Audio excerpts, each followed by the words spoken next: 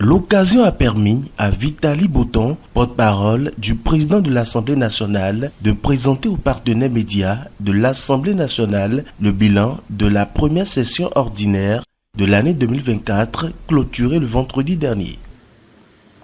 En 3 mois donc, l'Assemblée nationale a adopté des textes qui répondent aux besoins actuels de notre société et susceptibles de préparer notre pays pour les enjeux de l'avenir.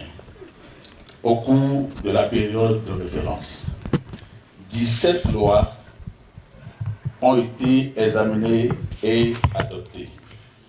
Les dites lois peuvent être classifiées en 3 catégories, à savoir les lois ordinaires, les lois organiques et les lois portant autorisation de ratification ou d'adhésion.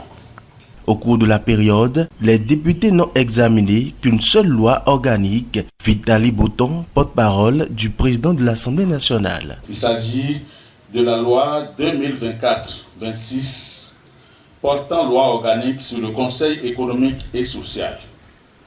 C'est une loi qui vise à améliorer la structure et le fonctionnement de l'institution pour mieux accompagner les politiques économiques et sociales de notre pays. Plusieurs actions ont été menées dans le cadre du contrôle de l'action gouvernementale à l'Assemblée nationale. Par l'examen de 2 questions d'actualité, 7 questions orales avec débat et 16 décrets de ratification, l'Assemblée nationale a su interpeller le gouvernement sur de grands enjeux et assurer un suivi rigoureux des politiques publiques.